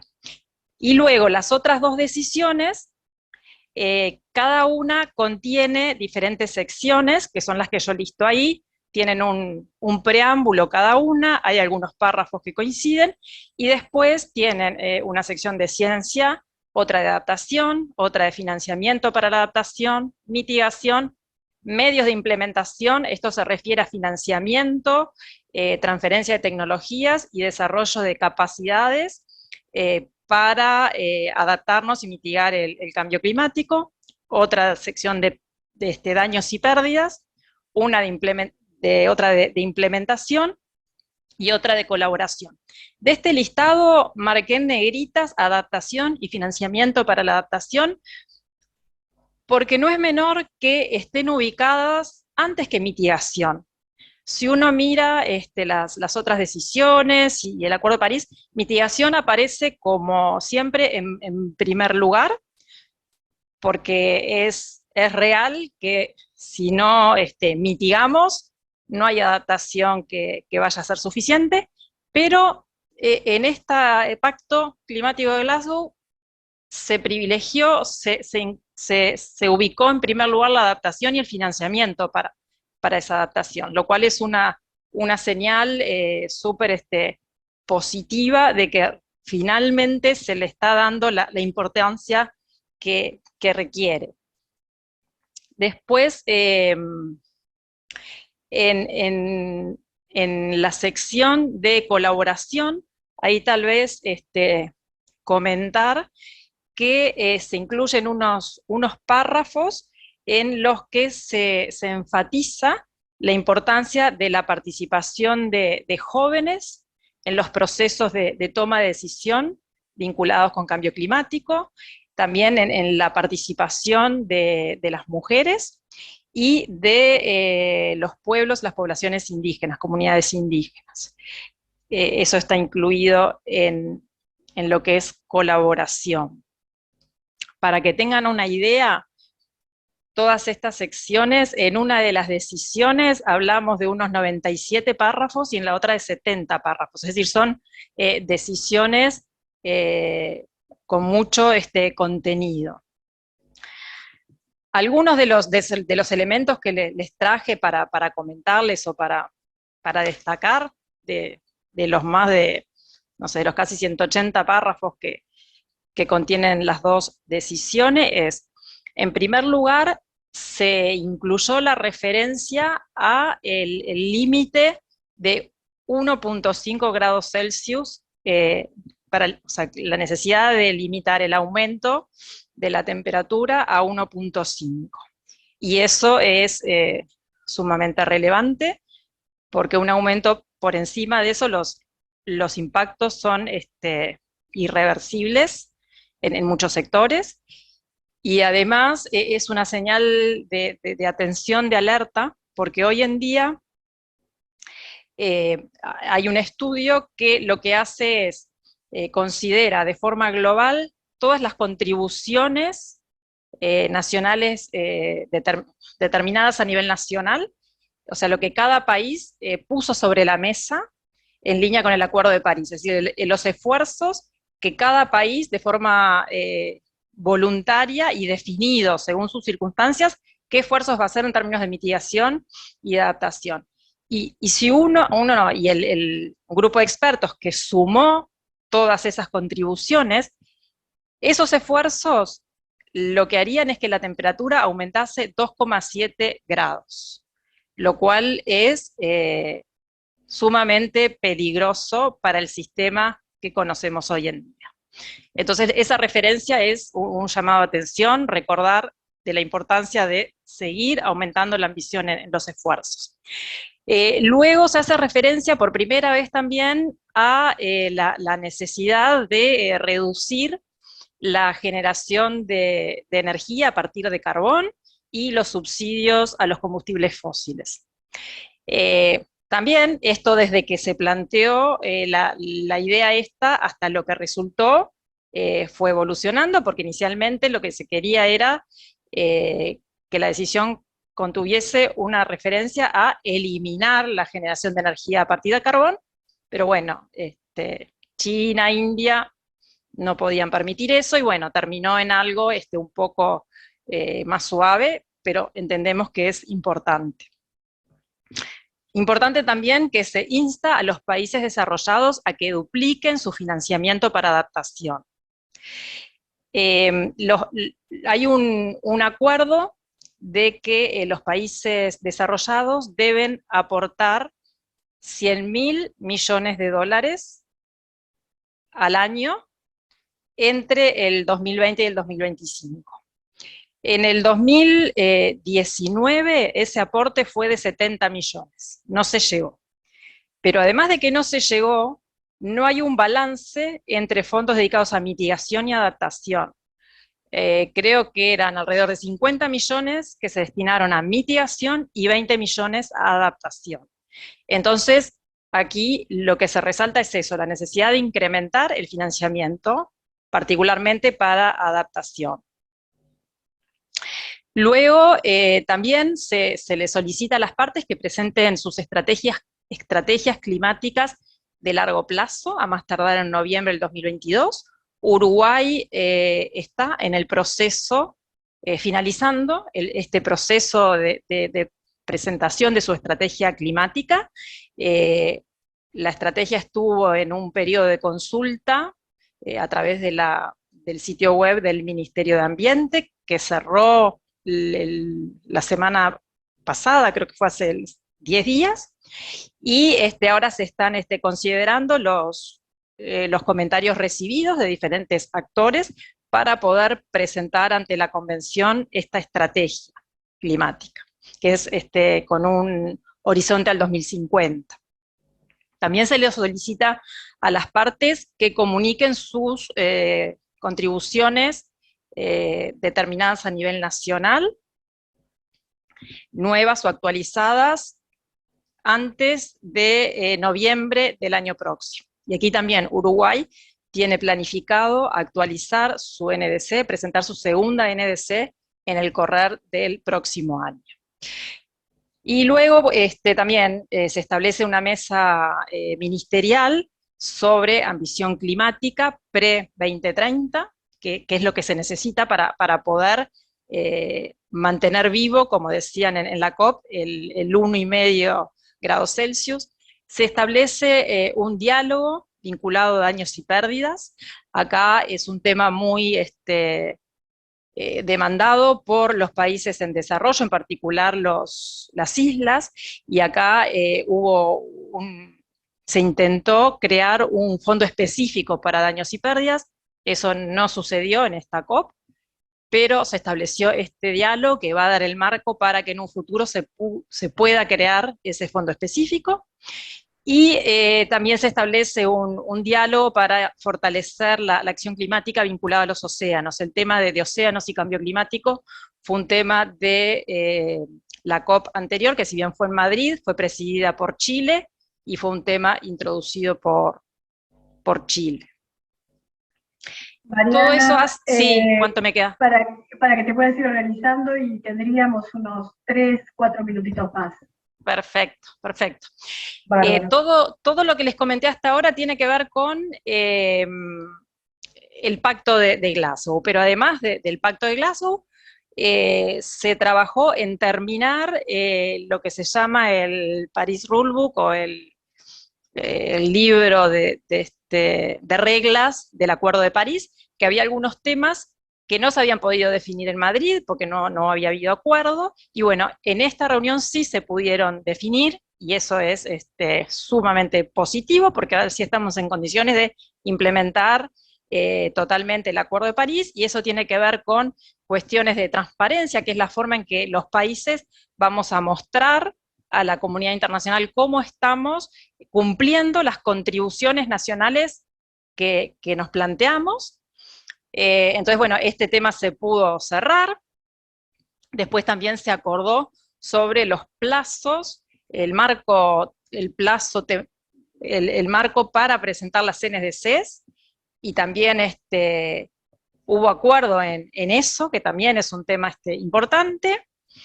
Sobre el artículo 6, bien breve, el artículo 6 tiene que ver con mecanismos de mercado de carbono, y que está previsto en el Acuerdo de París, y es una forma de que los países puedan asumir acciones más ambiciosas el contar con un mercado de carbono. Entonces, bueno, en esta reunión se logró finalizar los acuerdos para el artículo 6, para esto. Quedan cuestiones para definir, pero lo central ya se definió. Esto lo paso. También mencionar que hay un programa de trabajo de Coronibia sobre agricultura, que para países como Uruguay es muy importante, y se acordó seguir trabajando en este programa.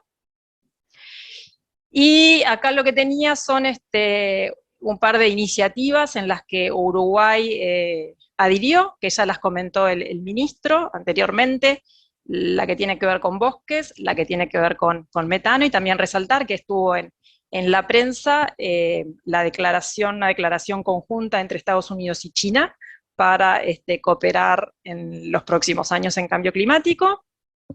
Y por acá termino mi presentación. Queda mi correo ahí, y quedo atenta a las preguntas por el chat. Sí, Mariana, ¿ya tenés alguna pregunta planteada en el chat, que la vamos a formular al final del evento? Perfecto. Muchas gracias por la presentación y además por ajustarte el tiempo. Bien. Les recuerdo a todos, hablando de las preguntas, que está abierto el chat para que puedan escribirlas, plantearlas por escrito. Las vamos a formular al final del evento. Los motivo a todos a hacerlo, ya tenemos algunas, pero bueno, es un espacio que da la posibilidad de que los expositores puedan responderles en privado también. Ahora, bueno, damos comienzo al último módulo. Ya salimos de los conceptos más teóricos, el marco conceptual, la evolución histórica, el marco jurídico internacional y nacional, que fue lo que se planteó en el primero, luego la perspectiva de Mariana, de qué resultados tuvo la COP26, la parte de política nacional de cambio climático ya había sido presentada por el ministro, así que Mariana, no te hagas problema, quedó todo igualmente cubierto. Y bueno, ahora vamos a meternos en un tema quizá más jurídico, pero muy interesante. A mí, por lo pronto, me resultó muy interesante cuando empecé a verlo y a comentarlo con Madeleine y Fiorella, que son quienes nos van a hacer esta presentación. Les cuento primero, Madeleine es integrante de la Comisión de Derecho Ambiental del Colegio de Abogados, por supuesto, y también del Centro de Derecho Ambiental de la Universidad de la República. Y Fiorella es abogada del estudio Bullier y Regules, trabaja principalmente en el departamento de litigios de esa firma, especializándose en asuntos regulatorios y ambientales. Y ellas van a hablarnos de los litigios climáticos, nos van a comentar cuáles son sus rasgos principales, qué diferentes tipos de litigios climáticos existen, y nos van a ilustrar con algunos ejemplos que ya se han dado en la experiencia internacional. Así que bueno, adelante. Muchas gracias, Cristina. ¿Se Buenas escucha tardes bien? a todos. Perfecto. Bárbaro. Bueno, nosotros, como decía Cristina, vamos a hablar sobre los litigios climáticos, y para introducirnos en el tema vamos a arrancar con la definición de los mismos. El Programa de las Naciones Unidas para el Medio Ambiente los define como los pleitos sobre cuestiones de hecho o de derecho vinculados a la adaptación, la mitigación o la ciencia del cambio climático, y estos casos pueden llevarse ante instancias administrativas, judiciales u órganos decisorios, ¿tá? Es importantísimo tener claro esta distinción, porque como vamos a ver más adelante, hay muchos casos en donde se toca el tema del cambio climático, pero esto no implica que se trate, propiamente dicho, de un litigio climático, ¿sí? Bueno, con respecto a la evolución de estos litigios, podemos reconocer principalmente dos etapas, ¿sí? La primera etapa va desde la década de los 90 hasta aproximadamente el 2015. En esta etapa, los litigios eran escasos, generalmente no se hacía lugar a las demandas, y los demandados principales solían ser estados u organismos estatales. De todos modos, es muy importante porque es en este periodo en donde se da el primer litigio climático, que es el caso Massachusetts versus la EPA, que es la Autoridad Ambiental de Estados Unidos. En este caso, básicamente lo que se solicita en el juicio es que se ordene a esta autoridad a regular sobre la emisión de ciertos gases de efecto invernadero, y el tribunal hace lugar, ¿sí? La segunda etapa va desde la aprobación del Acuerdo de París hasta la actualidad, ¿sí? El Acuerdo de París es fundamental para los litigios climáticos porque lleva a que muchos países fijen sus contribuciones determinadas y asuman compromisos para la reducción de estas emisiones de gases de efecto invernadero, ¿sí?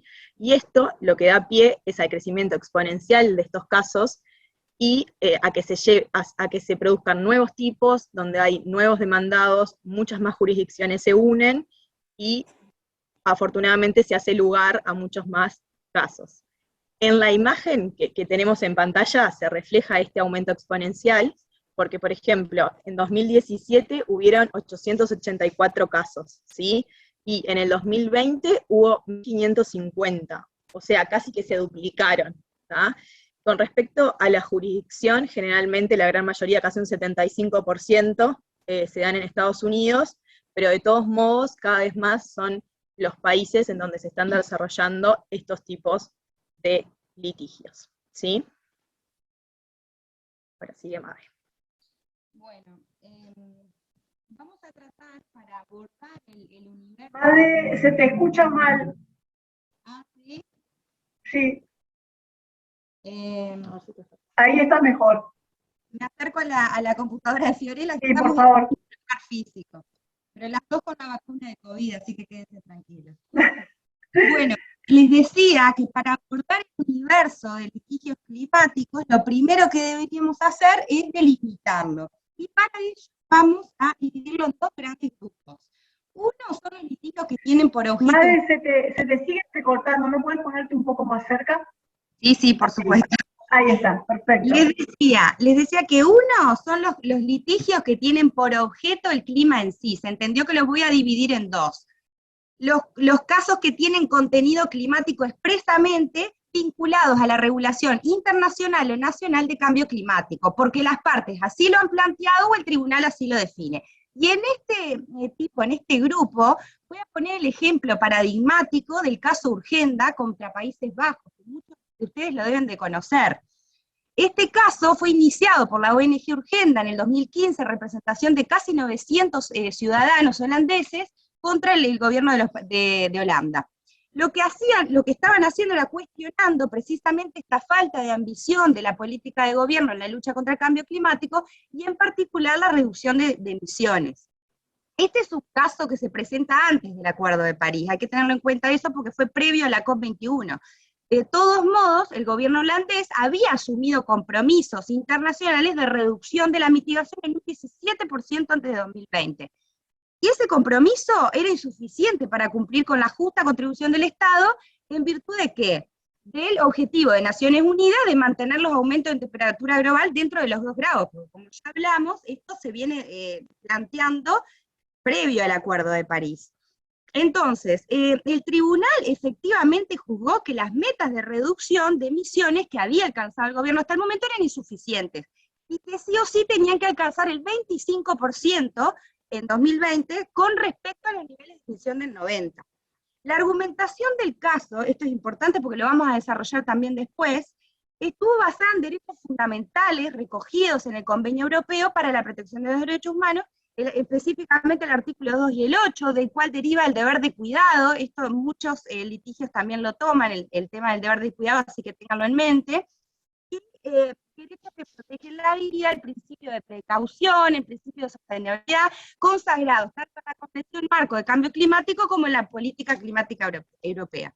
Y lo trascendente de este asunto es que esta es la primera decisión de cualquier tribunal del mundo que ordena a los estados a limitar las emisiones de gases de efecto invernadero, que son por razones distintas de los mandatos legales. Además, constituye un giro en cuanto al alcance de los poderes públicos, porque después también vamos a ver el tema de la separación de poderes en este tipo de litigios, es un tema complicado, y también el tema del reconocimiento de la legitimación hacia las ONG, sobre todo cuando se litiga en pro de los derechos de generaciones futuras. Por otro lado, existen los litigios que tienen por objeto, otro objeto, pero este incide en la cuestión climática. Son diferentes a lo que acabo de mencionar. Son casos que no tienen como objeto referencias expresas a la cuestión climática, pero incluyen cuestiones conexas o decisiones que tienen impacto en la materia climática. Y acá pusimos de ejemplo litigios por la deforestación.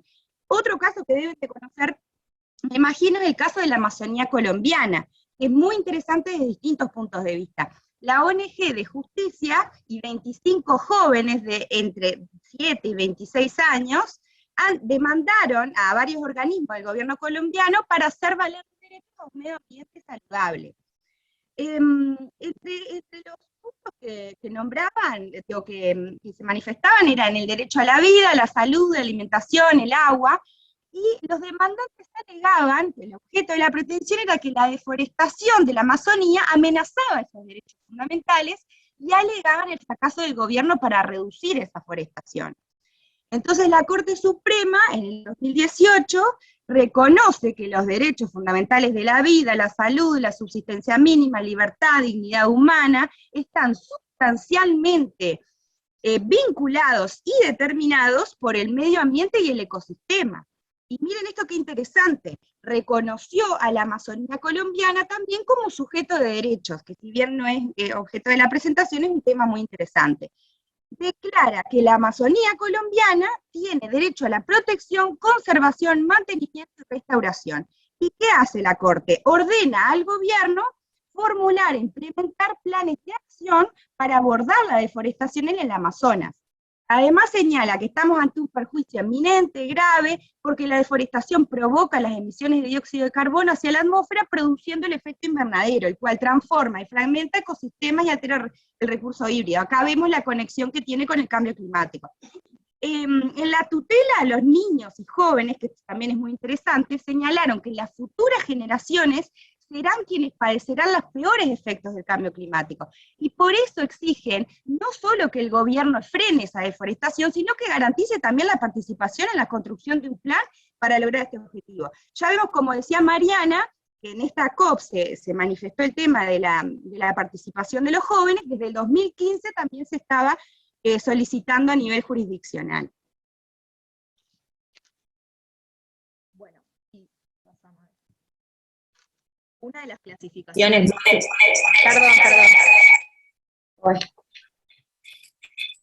Ahora sí.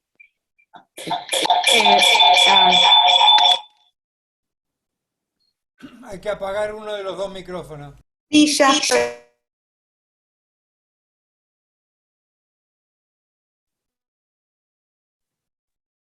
Ahora sí, perdón. Bueno, una segunda clasificación, que es de las más importantes, es la que distingue entre litigios contra estados y litigios contra particulares. ¿tá? Con respecto a los litigios contra el Estado, pueden ser de dos tipos. ¿tá?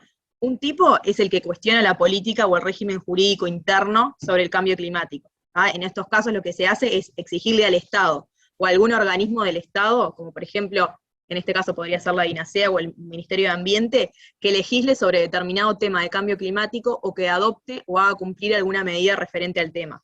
Y es, por ejemplo, el caso que explicó Mae recién del caso Urgenda. ¿tá? El otro tipo de litigio refiere a la solicitud de impugnación por parte de terceros de licencias o permisos, generalmente de tipo ambiental, otorgados por el Estado a una empresa solicitante. ¿tá? Para poner otro ejemplo, un caso que se dio en Austria con respecto a la expansión del aeropuerto de Viena. ¿tá? En este caso contaba con una autorización otorgada por el gobierno para realizar una tercera pista, pero varias ONGs y particulares, cuando tomaron conocimiento de esto, se opusieron y presentaron un litigio. ¿tá?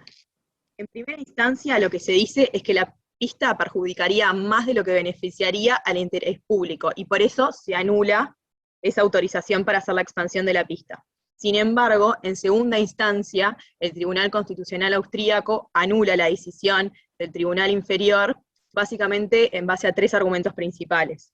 Lo primero que se dice es que no se hizo una debida ponderación de intereses. ¿tá?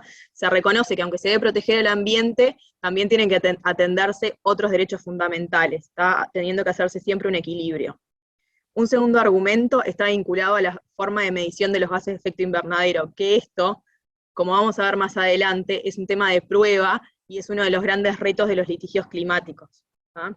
Y en tercer lugar, se habla también de un tema que es otro de las grandes cuestiones, que es que en realidad el Protocolo de Kioto y el Acuerdo de París se consideran como fuentes de obligaciones internacionales, y salvo que sean internalizados, no son inmediatamente aplicables a nivel nacional.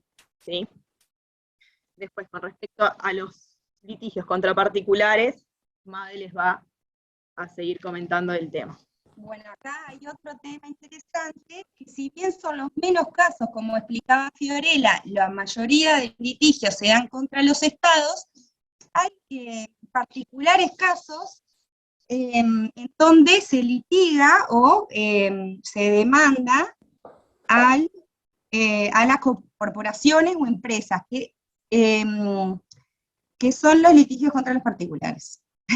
Acá lo que importa es que estas empresas o estas corporaciones son las empresas emisoras de gases de efecto invernadero, ¿no? Por eso es que se plantea el litigio entre ellas. Y lo que voy a hacer, más que nada para explicarlos, es proponerles un par de ejemplos también. Hay algunas, podemos subclasificarlo por las que han reclamado daños y perjuicios, y acá encontramos un caso, el de Saúl Lluya, contra una empresa de productora de energía eléctrica alemana, donde Saúl, este campesino peruano, presenta una demanda de daños y perjuicios contra esta productora, en Alemania, ¿no? Él vive en Perú. Y alega que dicha empresa, al haber contribuido conscientemente al cambio climático, al emitir, por supuesto, niveles sustanciales de gases de efecto invernadero, tenía cierta responsabilidad en el derretimiento de los glaciares de la montaña en las cercanías de Huaraz, que es la zona donde él habita. Ello ha causado que el lago de aguas glaciares, que se llama Palcacocha, ha incrementado su volumen 30 veces desde 1975. Lo que hace Saúl Yulia fundamenta su demanda utilizando el Código Civil alemán, que prevé la reducción de molestias y medidas cautelares. Lo que solicitó fue que el tribunal declare responsable parcialmente a la empresa RW de los costos que ha traído consigo esta crecida del lago, y el reembolso de los gastos en que él mismo había incurrido para proteger su hogar, tomando medidas de adaptación, que después más adelante lo vamos a ver. Además solicita que entregue, que se aporten aproximadamente 17.000 euros a una asociación comunitaria de la zona de Huaraz para la construcción de sifones, drenajes y represas a fin de proteger al pueblo como medida de mitigación. Este caso aún está pendiente de decisión. Creo que en el correr del 2022, por la información que tengo, va a estar en la etapa de probatoria, que bueno, que ese es todo un tema. Después tenemos otro tipo de casos que se da contra los particulares, que son los que solicitan limitaciones al accionar de esa corporación o de esa empresa, limitaciones vinculadas al cambio climático, ¿no? Y acá encontramos un caso muy llamativo, que es la sentencia salió este año, que es el caso de Shell, y me están avisando que estamos cortos de tiempo y nos falta la mitad de la presentación. El caso de Shell, bueno, que el tribunal, esto lo voy a resumir, el tribunal ordena a Shell que reduzca las emisiones en 45% de las operaciones procedentes del uso del petróleo que produce. Otro ejemplo que es de ahora, de noviembre de este mismo mes, es de Dutch and Wildlife contra Mercedes-Benz y BMW. Lo que solicitan es si Mercedes-Benz o BMW está infringiendo el derecho a la protección del clima al no lograr la neutralidad de carbono de los automóviles con combustión interna. Lo que solicitan es que bajen los niveles de emisiones. Después tenemos, lo digo rápidamente, clasificación en base a la finalidad, que esto es los casos que tienen por objeto la mitigación o la adaptación. Y acá encontramos el caso de el campesino peruano contra la empresa alemana, y también el caso de Legani contra Pakistán, que también solicita medidas de mitigación. Bueno, después hay otros tipos de litigios de cambio climático que no son propiamente tales, ¿tá? Pero que son muy interesantes, por eso los queríamos mencionar. Un ejemplo es el caso de McVeigh contra Rest, ¿tá? Que básicamente es un miembro de un fondo de pensiones que presenta una demanda contra un fideicomiso de jubilación, y lo que alega es que el fondo viola la ley por no proporcionar información relacionada con los riesgos comerciales del cambio climático, ¿tá? En este caso no sabemos qué dictó el tribunal, pero previo a la sentencia las partes llegan al acuerdo por el cual el fondo decide incorporar los riesgos financieros del cambio climático a sus inversiones, ¿tá? Esto es sumamente interesante, más que nada porque el cambio climático se convierte en una variable de interés a la hora de invertir y hacer frente a los riesgos relacionados con el clima, que se vuelve necesario para garantizar las ganancias y la estabilidad financiera de muchas empresas, ¿tá? Y rápidamente, otro ejemplo son los casos de greenwashing, que es un término utilizado para describir la práctica de compañías para publicitar sus productos o servicios como respetuosos del ambiente, pero cuando en realidad esto no es así, ¿tá? Ha habido muchos casos, entre ellos el de Ryanair, en donde se les pide que dejen de compartir ese tipo de publicidad. Sí, chicas, si pueden redondear en 2 o 3 minutitos, es muy interesante lo que viene, pero estamos cortos de tiempo. La legitimación activa, la separación de poder, relación de causalidad y prueba, fuentes de obligaciones climáticas y contenidos materiales de la acción. No sé cómo lo vamos a hacer rápido, pero dale.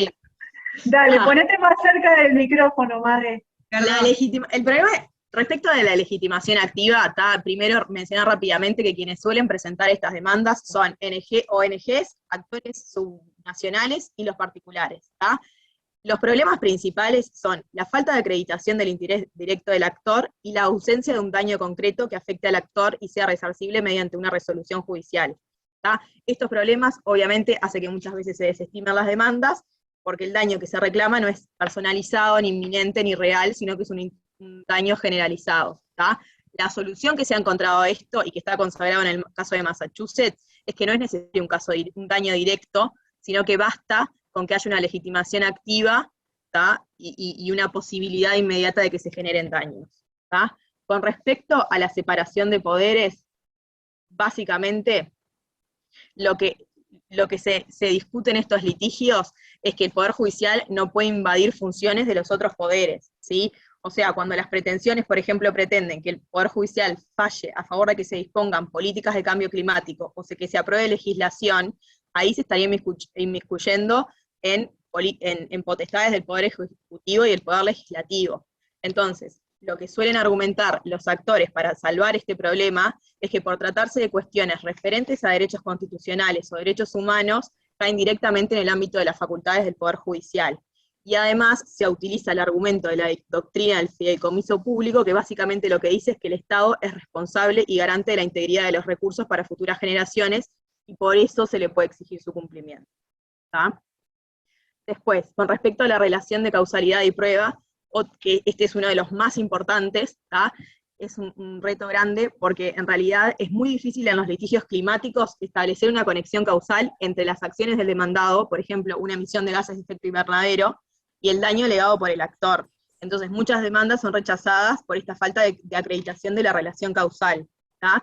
Sin embargo, la solución que encuentra la doctrina, y que ha sido recogida por la jurisprudencia, es la idea de la causalidad probabilística y la prevención de daños, ¿tá? Lo que se exige acá es la prueba del riesgo, o sea, probar el riesgo y no probar el daño, ¿tá? Y ese riesgo obviamente se tiene que ver reflejado en la probabilidad de que una o varias amenazas impactan negativamente en los ecosistemas, las sociedades o los derechos, ¿tá?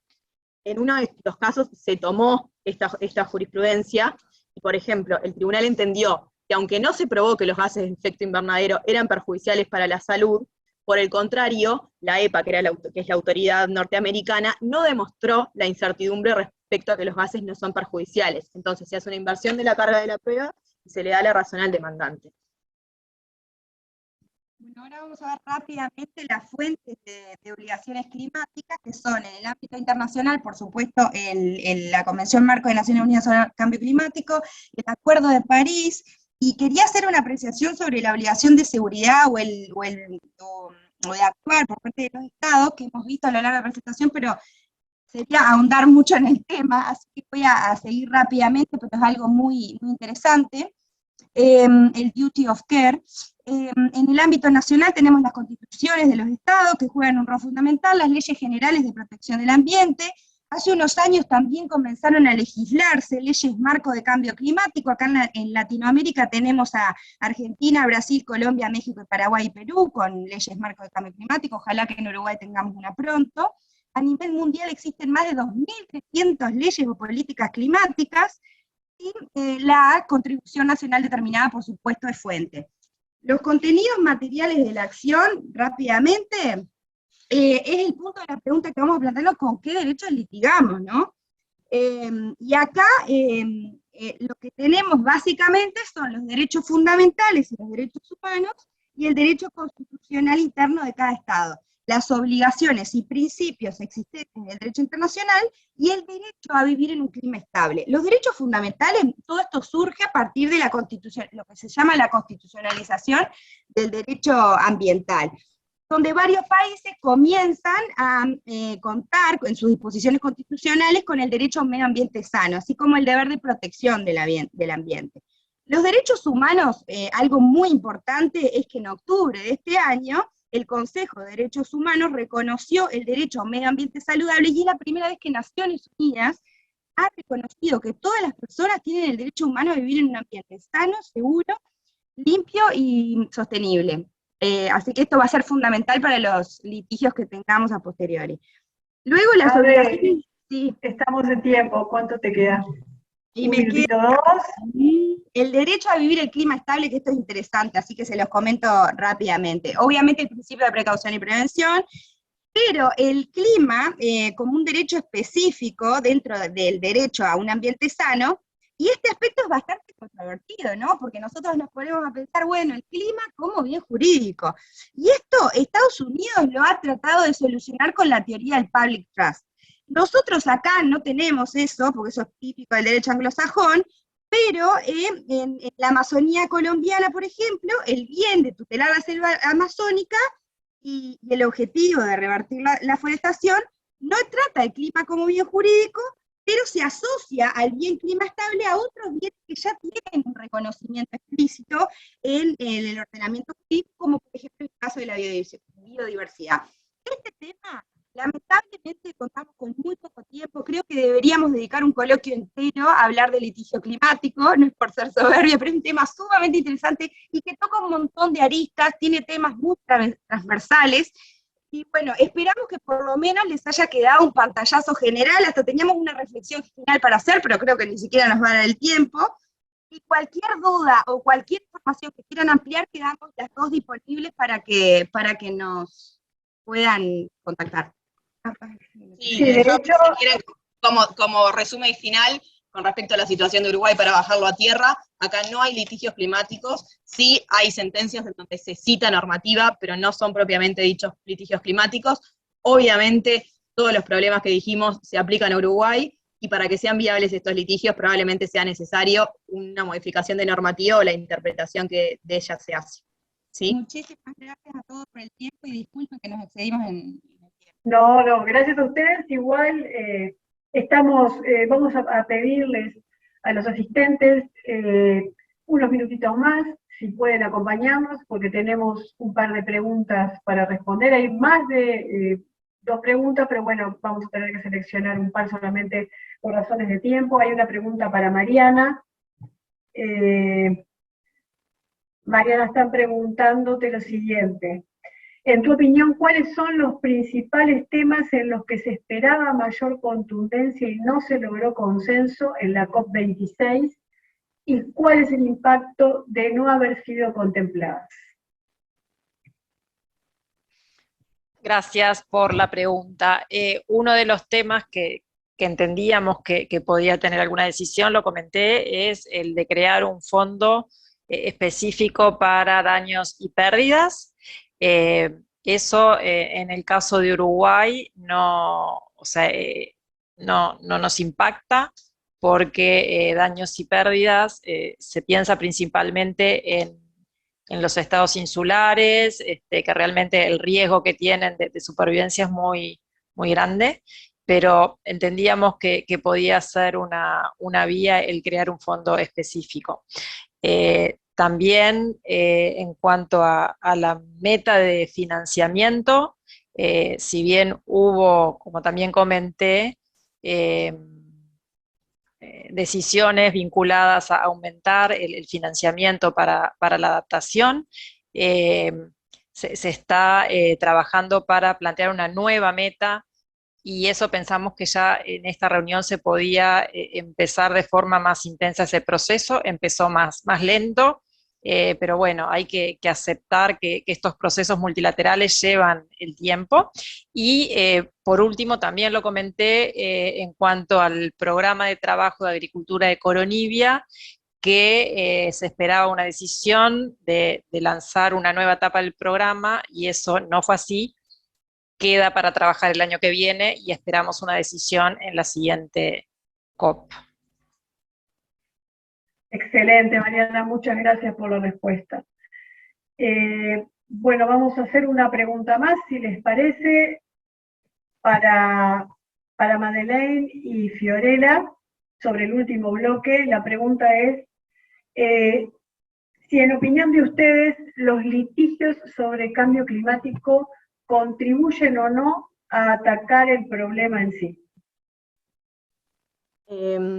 Bueno, en realidad, aunque los litigios climáticos obviamente no son ni la única ni la mejor opción para atacar el problema, es una herramienta que actualmente es de gran utilidad, ya que la intervención judicial está teniendo en muchas jurisdicciones un papel sustancial, ¿no? De todos modos, lo que tenemos que tener presente es que no debería ser la primera solución, porque obviamente recurrir a un litigio implica mucho tiempo y no tenemos certeza de la solución que vamos a tener. Así que yo creo que sí, que obviamente en primera instancia atacan el problema, pero no deberían ser el primer medio para hacerlo, sino que deberíamos ir más por el lado de la legislación. No sé si fue suficiente, pero por ese lado. Perfecto. No sé si Made quiere agregar algo, y si no, relativamente en tiempo estaríamos dando cierre al evento, y le voy a pedir al presidente de la Comisión de Derecho Ambiental del colegio que nos diga unas palabras de cierre. Gracias, Cristina. En realidad, reconocer la presencia de todos los que han participado hoy, y especialmente de los expositores, que ustedes habrán visto que el apuro y la cantidad de información y de análisis con la que contaban muestra que esto es un tema muy interesante y es un tema de gran profundidad, que tiene aristas jurídicas de muy diverso tipo. Y la ventaja es no solo ver la gobernanza, la evolución de esto, no solo ver las negociaciones y los convenios, sino también ver el derecho en funcionamiento, ver el litigio también. Como yo digo, a veces los abogados pensamos siempre diciendo, ¿qué diría un juez si yo tuviera que interpretar, si yo tuviera que aplicar, si yo tuviera que resolver esta cuestión? Y hoy logramos de alguna manera, en forma muy breve y apretada, pero tratar de presentar todas estas condiciones. Así que muchas gracias a todos, muy buenas noches, y espero que esto sea para bien del ambiente.